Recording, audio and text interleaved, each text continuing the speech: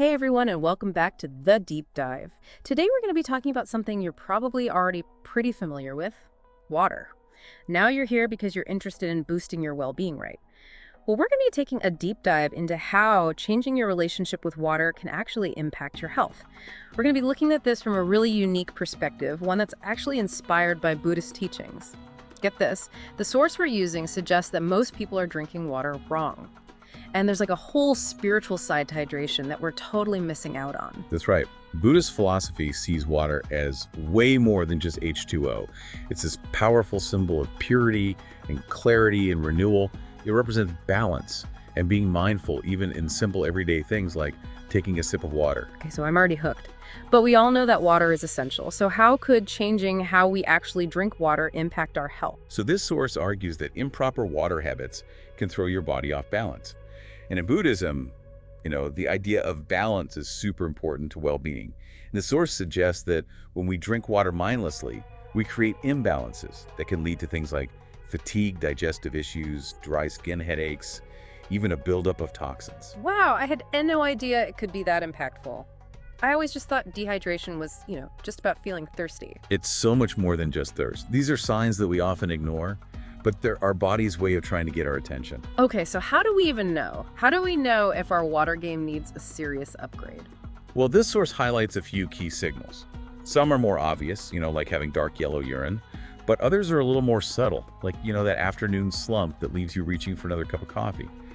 That fatigue could actually be your body crying out for water. And then there's dry skin headaches, even brain fog. All these can point to dehydration. Got it. So it's not just about being thirsty. These are signs we often ignore. Yeah, definitely. And recognizing those signs is the first step to restoring that balance. Okay, so let's get practical. What's the right way to drink water according to this Buddhist method? First, ditch the chugging on the go habit. The source suggests sitting down when you drink. It sounds strange, I know. But when you're standing while you're drinking, it can disrupt the flow of energy in your body. By sitting, you allow for better absorption and it creates a sense of calm. I am so guilty of just gulping down water while rushing out the door. I never thought about that actually making a difference. It can. And another thing, slow down and savor each sip. I know it's tempting to guzzle it down, but try holding the water in your mouth for a moment before you swallow. It's almost like a mini meditation, right? It brings you into the present moment. Plus, it aids digestion because it gives your saliva time to start breaking down the water before it even hits your stomach. That makes a lot of sense. I'm usually so focused on just getting the water down, I don't even think about what my body is doing with it. Exactly. It's about being present with the experience. And here's another one. Ditch the ice water. As refreshing as it feels, that icy blast can actually shock your system. It can hinder digestion. And some people even believe it can contribute to joint pain over time. This source recommends sticking to room temperature or even warm water. It's much gentler on your body. Whoa, seriously, I'm like a total ice water addict. This is a serious wake-up call. So it's not just how we drink, it's also about when we drink it right. You got it. Timing is key. This source gives a few specific guidelines for optimal hydration throughout the day. Okay, lay it on me. What's the ideal water schedule? Well, think of your morning glass of water as a ritual. Start your day with 1 or 2 glasses of warm water to cleanse your body and prep your digestive system for the day. I love that, starting the day with intention, even with something as simple as water. Exactly. And about 30 minutes before each meal, have a small amount of water. This helps prime your stomach for digestion. Avoid drinking too much during meals, though, because it can actually dilute your stomach acid and slow down digestion. So no more chugging a giant glass of water with lunch. Right. Interesting. What about after a workout? We all know it's important to rehydrate, but is there a right way to do it? Absolutely. You definitely want to replenish those lost fluids after you exercise, but avoid overdoing it right away. Let your body cool down a bit first. And at night, try to limit your intake so you don't disrupt your sleep or put extra strain on your kidneys. This is actually really helpful. It's like a clear roadmap for hydration throughout the day. No more guessing games. Exactly. And it takes the mindless chugging and turns it into a mindful practice, which is really the whole point. Okay, so we've covered the how and the when, but what are the biggest water blunders that people make? The things that really throw our body off balance? Well, one you already mentioned is gulping down large amounts of water at once. It seems efficient, but it actually overwhelms your kidneys and forces them to work overtime to filter out the excess water too quickly. Think about it like this. Drinking a small, steady stream versus a sudden flood. Your kidneys will thank you for the slower approach. Oh man, I have definitely been guilty of that, especially when I'm really thirsty. Another common mistake is drinking ice-cold water, Mm. like we touched on earlier. It's not just about discomfort, you know. That shock to your system can actually constrict blood vessels in your digestive tract, slowing down the breakdown of food and potentially leading to indigestion. Oh man, I've definitely done all of these. And arguably the most common mistake of all is ignoring those early thirst signals. Many people wait until they're absolutely parched to drink, which means their bodies are already dehydrated. Imagine waiting until your car's gas light is blinking red before filling up the tank. Ugh, you're right, I've definitely done that too. It's like we get so busy we forget to listen to our body's basic needs. And that's where the mindfulness piece comes in. It's about tuning in, paying attention to those subtle cues your body sends, and responding with care. I'm really liking this whole idea of gratitude for water. You know, I never really thought about thanking the water I drink, but when you consider where it comes from and all that it does for us, it makes sense. It's easy to take it for granted. That's a really good point. And it's at the heart of this Buddhist philosophy we're exploring. It's about recognizing the interconnectedness of all things and cultivating a sense of gratitude for even the simplest gifts like a glass of clean water. So if we manage to weave these mindful drinking practices into our lives, what kind of transformation that can we expect? Well, this source points to a whole range of benefits, both physical and mental. On the physical level, you might see improvements in your digestion. You might feel more energized. And you might even notice healthier looking skin. Those are definitely benefits I can get on board with. What about mental and emotional shifts? When you approach water with mindfulness and gratitude, you cultivate a deeper connection with yourself and the world around you. It's a practice that fosters balanced peace, a sense of overall well-being. It's amazing how such small changes, like how we drink water, can potentially lead to such profound shifts. It's like unlocking a hidden source of energy and vitality that we didn't even know was there. Exactly. And that's what makes these ancient practices so relevant today. They're not about complicated rituals or drastic changes. They're about bringing awareness and intention to the everyday moments of our lives. I don't know about you, but I'm feeling incredibly inspired to revamp my water habits after this. No more mindless guzzling for me. That's great. It sounds like you're ready to experience the power of mindful water consumption for yourself. Absolutely. But before we wrap up this part of our deep dive, I have to ask, if we do all this right, if we start drinking water the Buddhist way, are there any surprising benefits we might experience that go beyond just the physical and the emotional? Is there like a spiritual dimension to all of this? That's a really insightful question. And it gets to the core of why these teachings are so powerful. They invite us to look beyond the surface and explore the deeper connections between our physical actions and our spiritual well-being. I'm all ears. What are some of those deeper connections we might discover? Well, while this source doesn't explicitly detail the spiritual aspects, it does hint at a pretty profound idea. It suggests that when we approach water with reverence and gratitude, we align ourselves with the universe's abundance. Wow, that's a powerful thought. It is, isn't it? And it opens up a whole realm of possibilities. If we see water as this sacred, life-giving element, how does that change our perception of ourselves and our place in the world? I love that question. It makes me think about all the ways we take water for granted. We turn on the tap, we flush it away without even acknowledging its value. You're getting at something really crucial here. And this is where true transformation begins. It's about shifting from a mindset of scarcity to a mindset of abundance. It's about recognizing that we're a part of this vast, interconnected web of life. And even the simplest act, like drinking a glass of water, can be a spiritual practice. I'm starting to see how it all connects. It's not just about drinking more water. It's about changing our relationship with water. And in turn, that changes our relationship with ourselves and the world around us. Exactly. It's about recognizing the sacred in the ordinary. Okay. I think we've officially blown our listeners' mind with this deep dive, but in a good way, of course. Before we send them off on their water wisdom journey, let's do a quick recap of the key takeaways so far. Absolutely. We've covered a lot, so a recap is a great idea. So to sum it up, drinking water, the Buddhist way, is about being mindful with every sip. It's about sitting down to drink, savoring each mouthful, and choosing room temperature or warm water over that icy blast.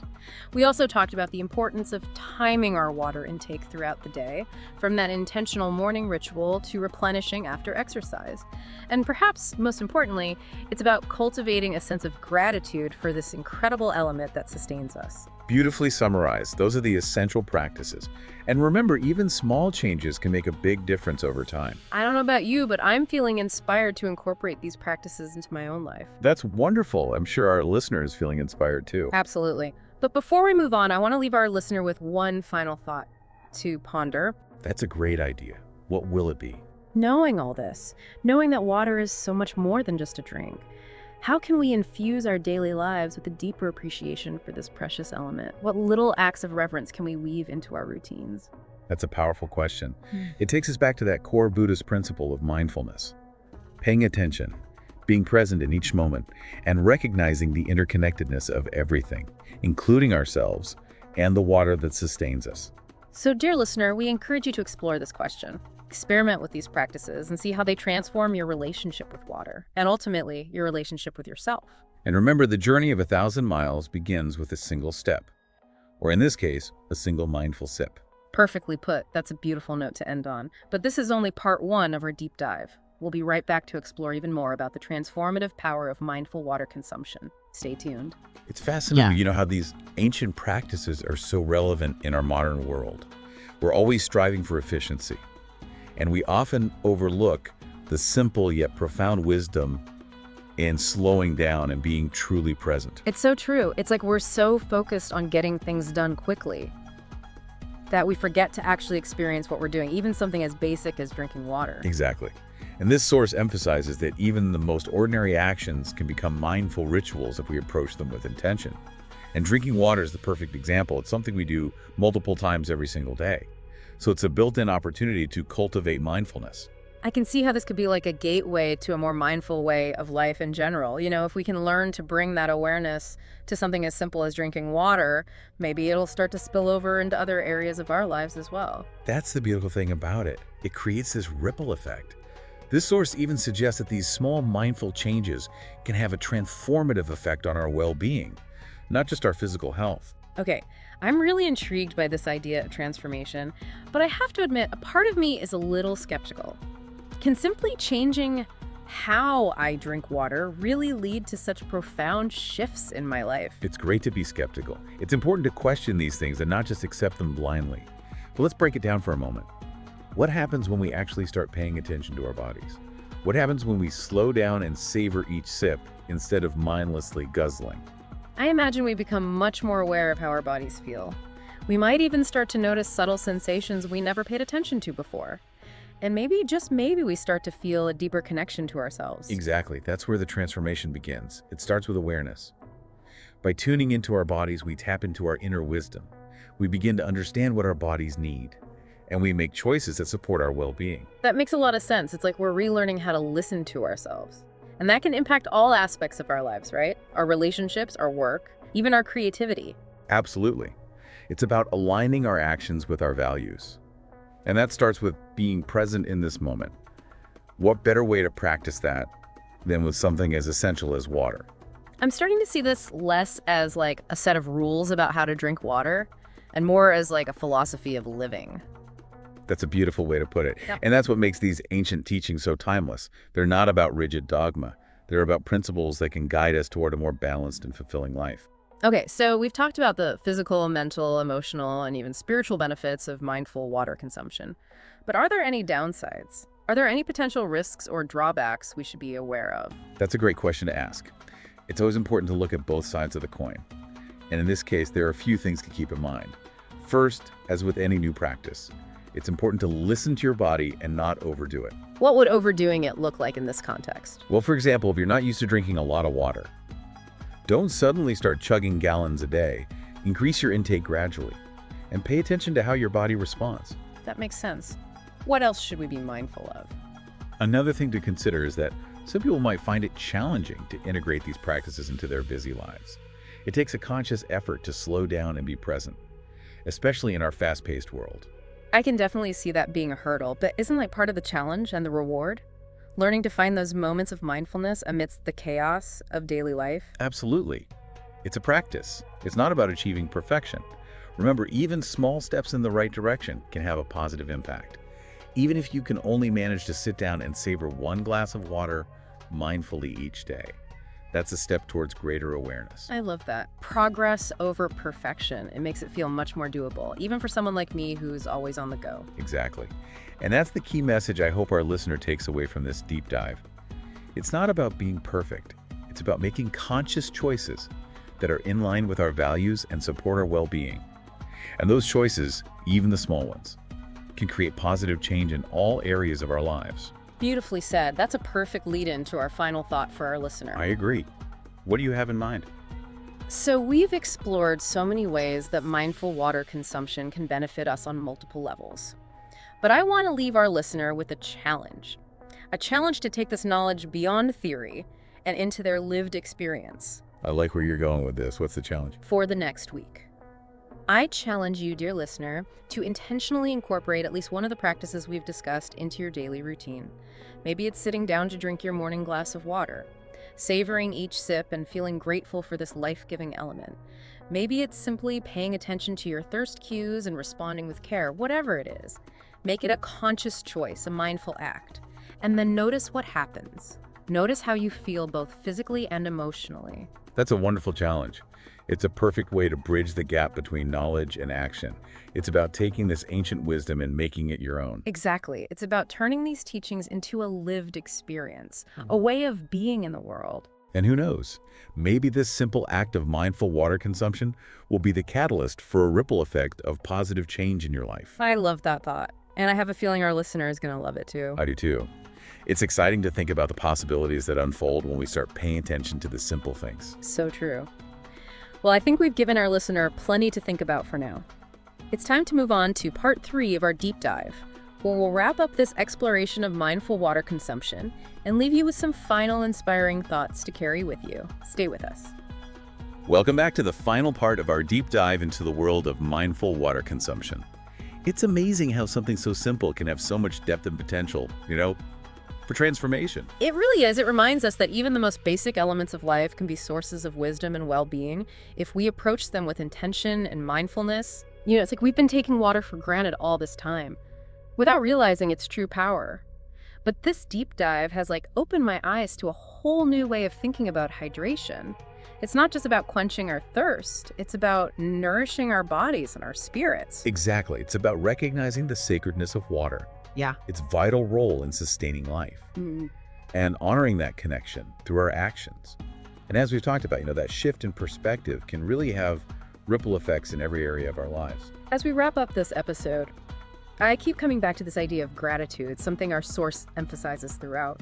And it makes sense. When we approach water with gratitude, we're acknowledging its preciousness, its life-giving qualities, and recognizing that it's not something to be taken for granted. That's such an important point. And cultivating gratitude is a powerful practice, not just for water, but for everything in our lives. Gratitude is truly transformative. It shifts our focus from what we lack to what we have, from scarcity to abundance. And that shift in perspective can make all the difference. I'm curious, have you personally felt the benefits of incorporating these mindful drinking practices into your own life? Absolutely. I found that slowing down, savoring each sip, and being present with the act of drinking, it makes me feel more hydrated, more energized, and more connected to my body. It's become like a mini meditation throughout my day, a way to pause, reset, and nourish myself on a deeper level. That's so inspiring to hear. It really motivates me to keep exploring this path of water wisdom. I encourage you to do so. It's a journey worth taking. And remember, it's not about striving for perfection. It's about being present and making conscious choices that align with your values and support your well-being. Well said. And I think that's a perfect message for our listeners as we wrap up this episode. So, dear listener, as you go about your day, we invite you to bring a little more awareness to the simple act of drinking water. Feel the coolness as it flows down your throat. Notice the sensation of hydration spreading through your body. Take a moment to express gratitude for this precious gift that sustains us all. And who knows, maybe this small shift in awareness will spark a ripple effect of positive change in your life, leading you to a deeper understanding of yourself and your connection to the world around you. I love that. It's like we're tapping into this hidden source of well-being that's been right there in front of us all along. Exactly. These ancient teachings remind us that wisdom and transformation can be found in the most unexpected places, even in a simple glass of water. So true.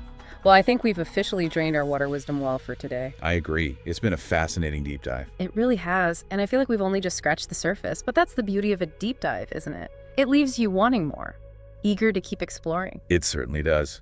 And that's the feeling we hope to leave our listeners with. A sense of curiosity, a thirst for knowledge, and a desire to dive deeper into the mysteries of life. Beautifully said. And on that note, we'll bid our listener farewell. Until next time, stay hydrated, stay curious, and keep diving deep